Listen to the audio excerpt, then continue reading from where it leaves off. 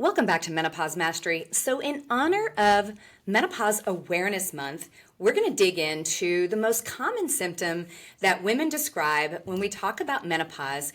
It's usually not the only symptom, and often it may be one of the later symptoms that show up, but we're going to talk about what you can do about hot flashes. Right? So here's the reality. Hot flashes are the symptoms that most people identify with menopause. And essentially what has happened during hot flashes is our thermostat, our thermoregulation, the part of the body called the hypothalamus that controls our temperature regulation, starts to go sideways. And essentially, we're going to talk about what causes that today, what are some of the symptoms, and then specifically, what are things that you can do about it. Now, the reality is, again, this is one of many, many symptoms. I've at least counted 69 symptoms that are associated with menopause. However, this is the one that tends to be the thing that doctors associate with the transition into menopause. And, quite frankly, the medical system is only thinking about addressing. Right, so hot flashes, again, affect up to about 75% of menopausal women.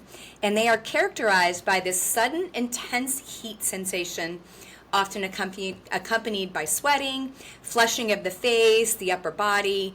And it feels like the heat is coming from the inside out. It's not like you're stepping into a hot room and your body's getting hot. It's actually like a furnace turned on inside. And often this can occur multiple times throughout the day. So it is not uncommon for somebody to have 10 to 15 hot flashes throughout the day, and it's often even worse at night where we wake up with night sweats because the thermoregulation not only goes awry at night and will wake us up out of a sleep, because body temperature and controlling core body temperature is one of the ways our body actually controls our ability to stay asleep. So often we get to that kind of witching hour after 1 a.m. where we start waking up because temperature regulation goes sideways. We wake up in a pool of sweat and we're hot and we have a hard time going back to sleep because cortisol is elevated. Right, so let's talk about what is happening. So we know that as you enter into perimenopause, which is the time period before menopause, and just so everybody knows, menopause is one day in your life, and that is 1 full year from the last time you had a period. Now, you could be forced into menopause through a surgical menopause, like a hysterectomy. You could also be forced into a situation where you don't know where your last period was if you've had an ablation, right? So if you're not really cycling anymore with a noticeable period every month, you may be kind of guessing where you are in this process because you don't have something to clock it by. Essentially, the perimenopausal time period that, anywhere from a couple years to 8 to 12 to 14 years prior to the ending of your cycle is when ovarian function, your ovaries, start to fail. And when it fails, it often doesn't just slowly roll downhill. We fluctuate wildly. So one day your estrogen production may be very high, the next day it may be very low, and actually it can fluctuate wildly throughout the day.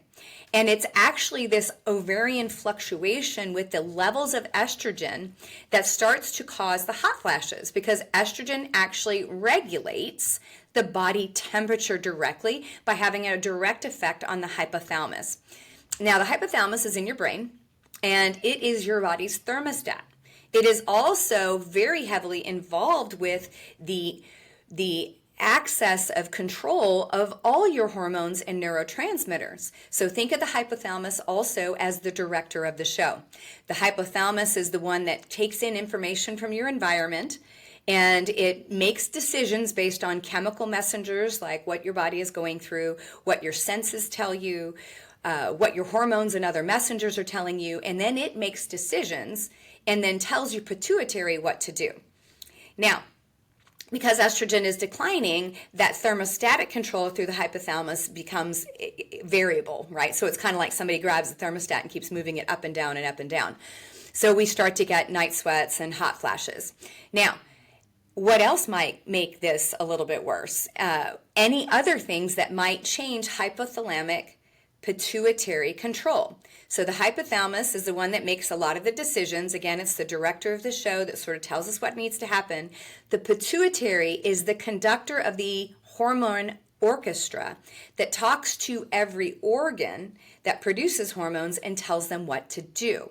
So when estrogen is changing the hypothalamic control and the thermostat is going sideways, we may also see pituitary function change, because the pituitary is the messenger that says, hey, ovaries, go make estrogen, go make progesterone, go make testosterone, or hey, pancreas, support endocrine function, and hey, thyroid, let's support thyroid function, make thyroid hormone, or your adrenals, handle stress by making epinephrine and norepinephrine and cortisol. So estrogen's effect is primarily on that thermostatic control, and as estrogen levels drop and go down, the hypothalamus becomes more sensitive to slight temperature changes, right? One of the things that research shows is that different people have different regulatory activity on what they call their thermoneutral zone.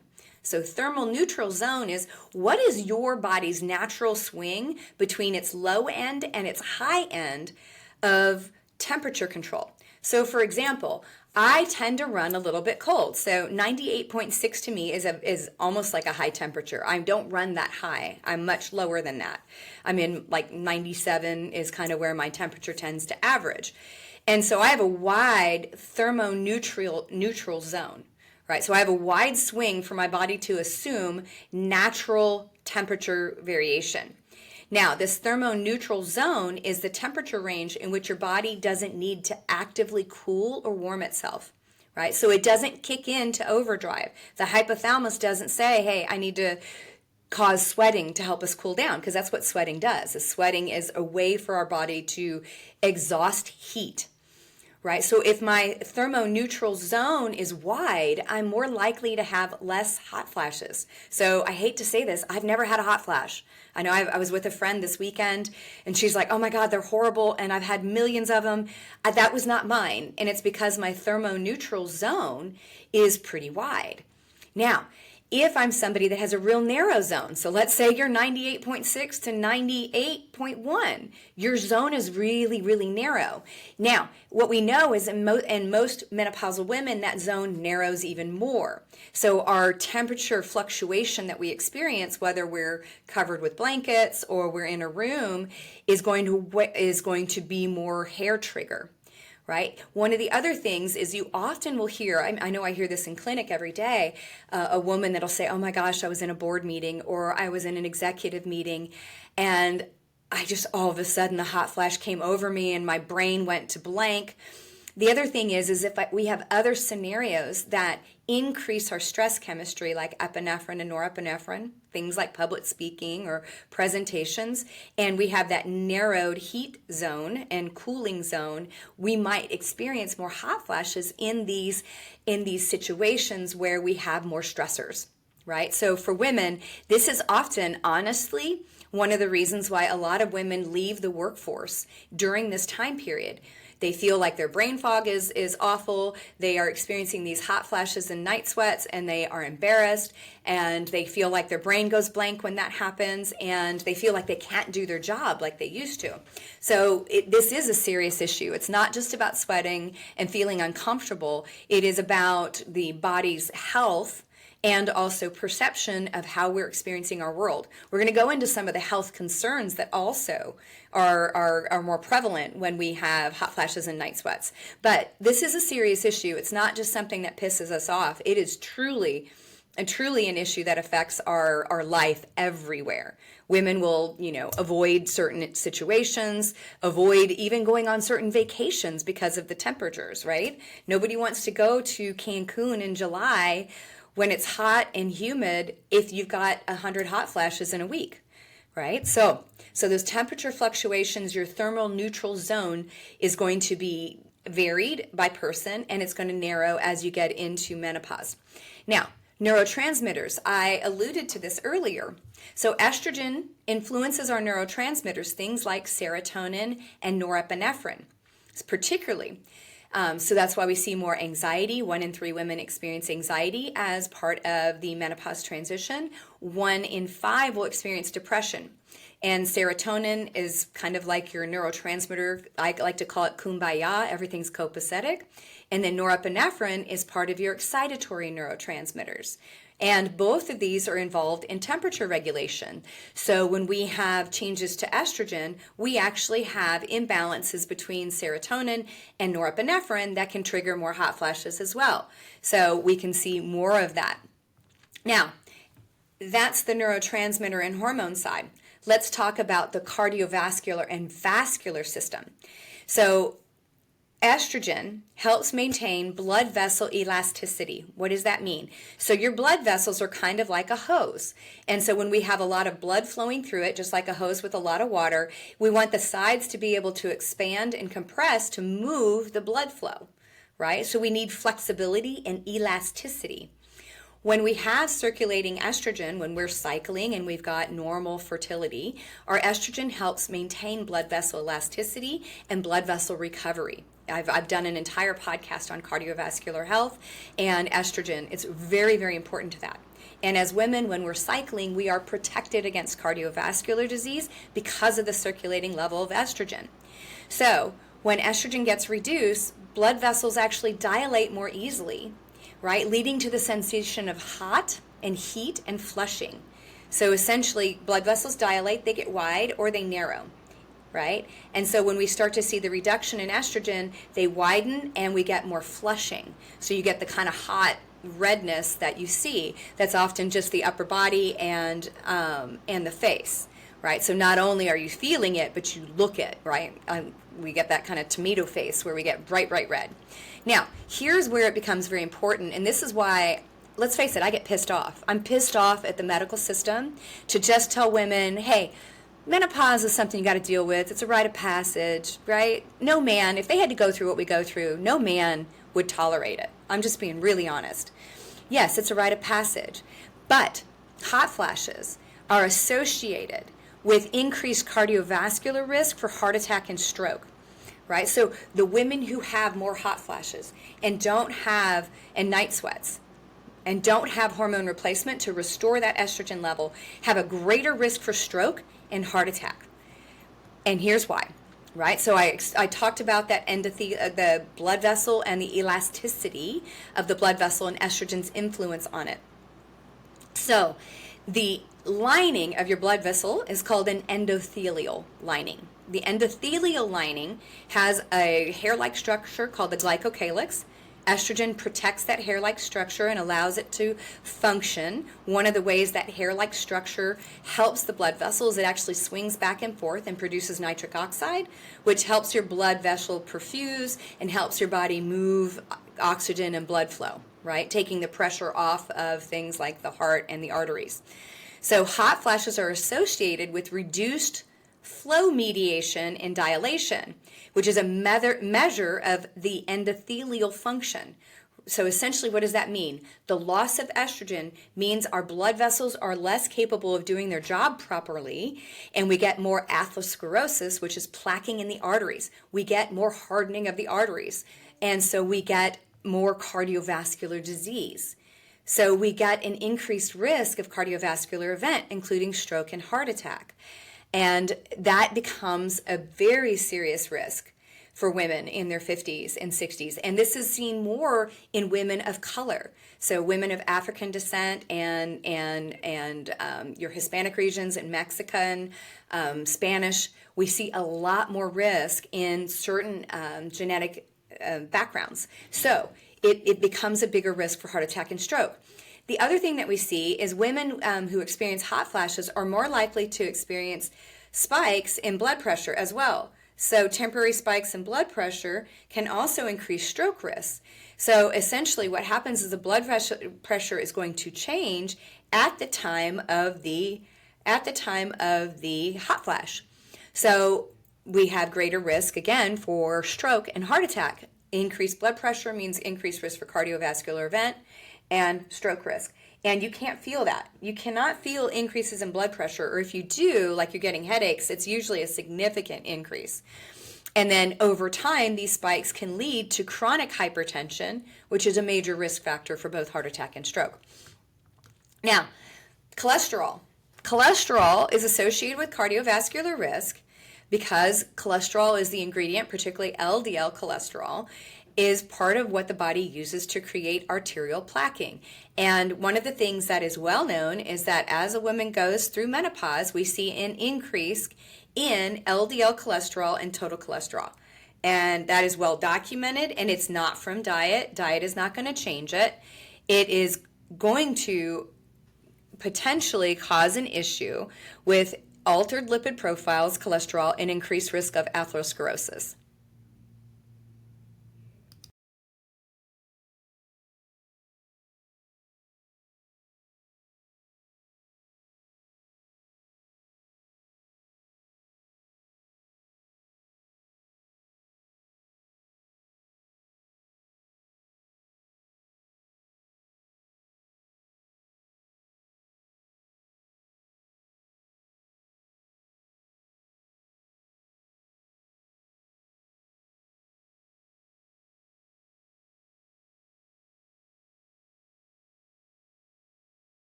So when we see that elevated cholesterol and elevated lipid profile, we get more arterial plaquing, we get more cardiovascular disease, we get more hardening of the arteries. Now, some of the other research also shows that we see increased insulin resistance. So when we get more hot flashes, we are more likely to develop insulin resistance, risk for type 2 diabetes, and increased cardiovascular risk because of the risk of insulin resistance and type 2 diabetes, leading to more atherosclerosis, more hypertension, more visceral body fat deposition, so we get more abdominal fat underneath the muscle. So we see this sort of stacking of cardiovascular event.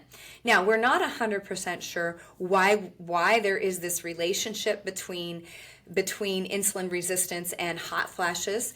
However, we could assume that a lot of the research is sort of pointing to an increase in just inflammatory activity. When we have more inflammatory cytokines, that's the messenger that creates the inflammatory response, we get more insulin resistance, which means we get more fat deposition, particularly abdominally, and then we see more insulin resistance, and then we see the overall risk go up. The other thing we see is just as a whole, women, when they go through menopause, have increased visceral fat deposition. So that's a fancy way of saying abdominal fat goes up with the same diet, same exercise as what you were doing before because of the loss of estrogen, right? So this increases our risk also. So women with hot flashes are going to have an increased risk of insulin resistance. And again, things like chronic inflammation are going to contribute to that.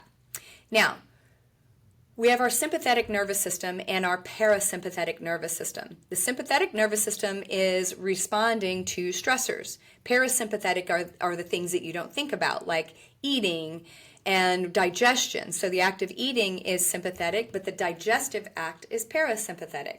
Your heart rate is parasympathetic. It's the stuff that you don't think about. Now, hot flashes are involved in activation of this sympathetic nervous system, often without a trigger, right? This sort of sympathetic drive kicks into overdrive. And when we have chronic activation, it can lead to increased heart rate, increased blood pressure, and cardiovascular strain. So all of those things increase the risk. So obviously, the next step is what else starts to increase risk? Sleep disturbances. Well, we already have insomnia as a primary symptom of menopause because of the loss of progesterone and estrogen.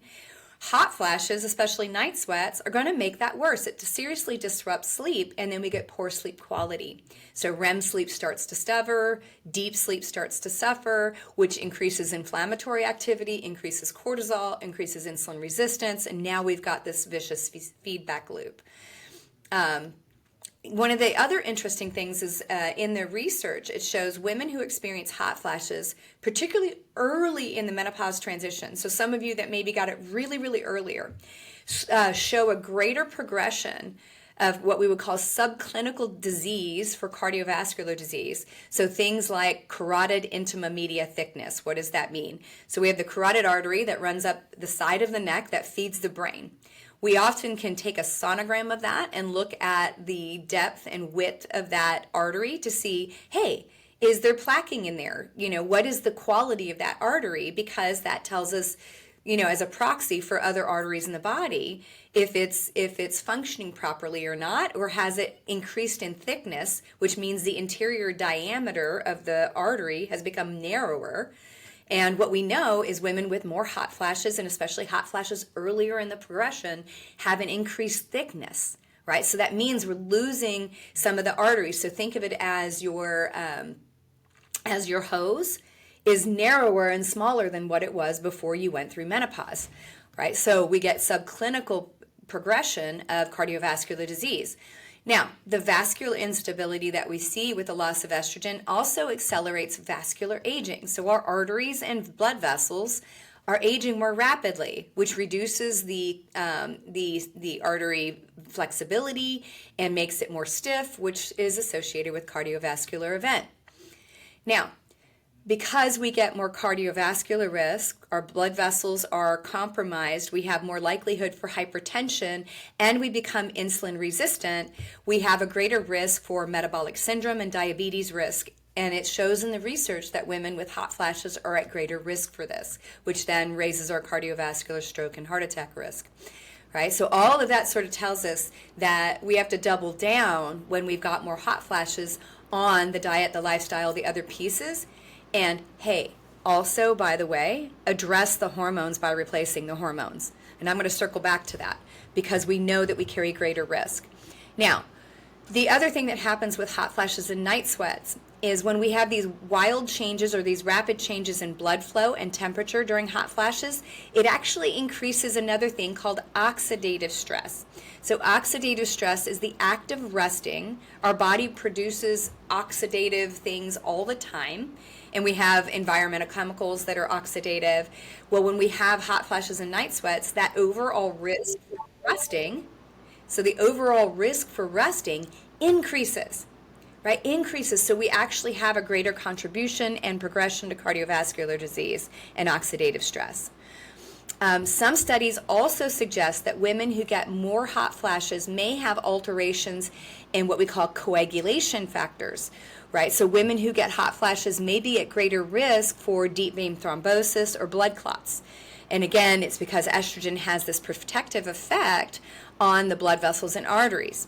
Now, it's a complex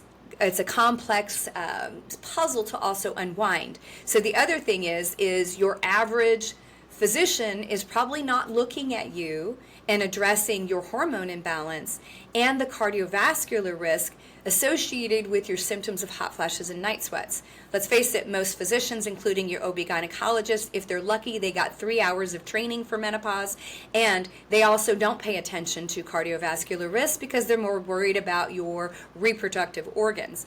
So the other part is you want to make sure you're working with somebody that's looking at the totality of your health, not just applying hormones or just making sure that you have, don't have vaginal dryness, right? It's important to get a whole picture, which is why functional medicine is so important, is when you silo medical treatment into specialists, each person says, well, that's not my department. You need to go speak to cardiology. Well, cardiology doesn't want to talk to you until after you've had an event. You know what I mean? Like they're just kind of like, oh, you're fine. We'll check you next year. When you could be developing disease subclinically for a long time before an event occurs. And women are more likely to die from our first stroke or heart attack. So the reality is we need to look at this in totality. And if you're a woman who's going through hot flashes and night sweats, we need to ramp up our preventative measures, right? Because there is a relationship between those hot flashes, night sweats, and cardiovascular risk. Right, so let's talk about management strategies. So I'm a nutritionist by training, right? Multiple master's activities, PhD, systems biology. Nutrition absolutely helps. What you eat, how you eat, when you eat, the exercise you do, the sleep, lifestyle, meditation, all those things help. I'm going to say this, and I'm going to say this hard because I see it all the time on Instagram and social media. You have people out there promoting that you can rebalance, and I'm air quoting this, your hormones by taking herbs and restoring herbal function with herbs and vitamins. And that is complete and utter bullshit. Now, let me say this. You can modulate and improve symptoms, and I'm going to talk about the herbs that help improve hot flash symptoms.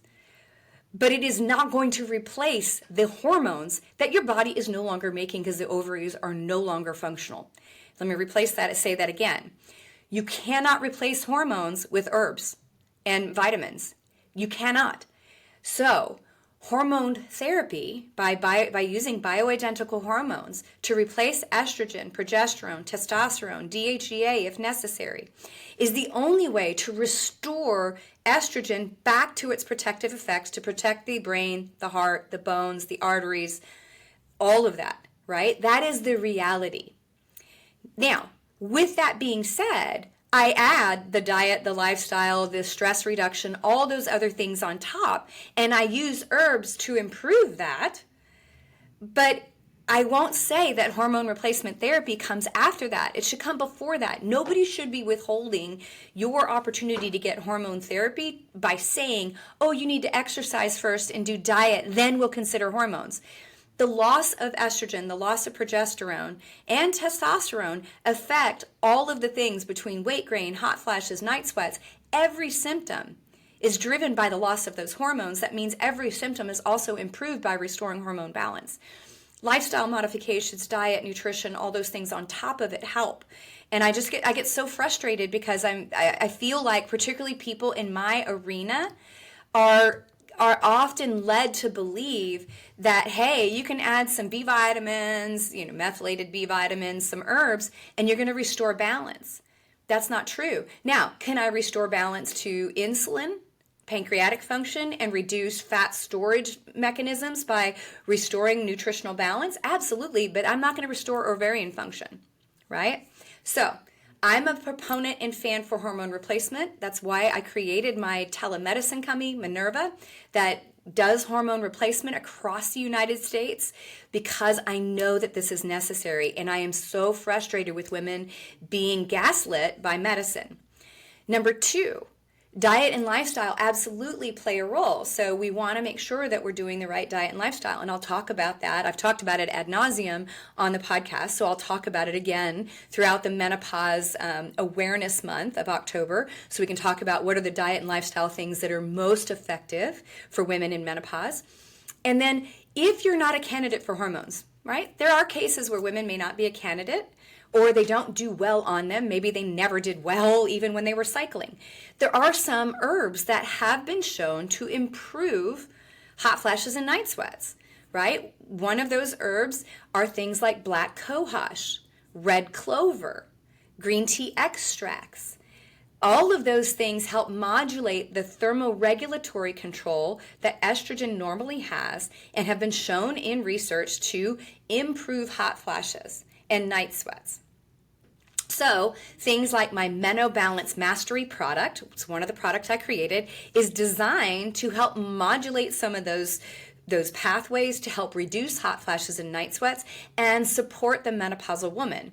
They do not bring back your estrogen. I wish they would. That would be awesome if we could do that. But they will improve those overall symptoms. And even the woman who may be on hormone replacement, right, adequately adjusted, these herbs can often help. And they've been studied, not extensively, but they have been studied along with bioidentical hormone replacement, right? So using things like black cohosh, otherwise known as Vitex, red clover, green tea extracts, all of those things can absolutely help, right? And like I said, that's why I created Menopause Balance Mastery of my metabolic blueprint products. That product absolutely can help with hot flashes, especially if you take them at night. And sometimes I have people take 2 at night and 2 in the morning, right? So let me summarize what you want to get out of this podcast. So first and foremost, right, hot flashes and night sweats are not just frustrating, right? Not just, embarrassing. They actually are from the fact that your thermoregulatory control is no longer being managed by estrogen. And the more frequent you get them, the more of them you get, the more likely you are to be at risk for stroke and heart attack. And the more increased risk you have for cardiovascular disease atherosclerosis, which is hardening of the arteries, and stroke risk. And it's going to be likely that you have increased risk for metabolic syndrome, hypertension, increased cholesterol, insulin resistance, and a type 2 diabetes risk along with it. Now, taking hormones and actually restoring minimal amounts that are biologically effective to reduce those risks are nowhere close to what you were when you were cycling. Nowhere close, right? So restoring hormones to that balance helps. And then doing diet and lifestyle to make sure that you're not getting blood sugar fluctuation, to improve your insulin control, will all help those things. And then the herbs on top of it can also help reduce those symptoms. And when you do that as a 1, 2, 3 punch, basically, you get a knockout on your hormones and your hot flashes and night sweats, right? So if you are a woman struggling with these, go back and listen to this podcast, get the answers that you need, and then I would say demand from your healthcare providers that they help you address not only the symptoms, but the overall risk that is associated with them. And if you need the help there, you can reach out to us at getminerva.com, and we will actually help you figure out what your next best step is. Because at the end of the day, you shouldn't have to struggle, and you shouldn't have to carry increased risk for all-cause mortality because you're a menopausal woman. All right. So thank you for listening to Menopause Mastery Podcast. If this was a helpful podcast for you, please share it with a friend, because together we rise. And I'll be back with you next week.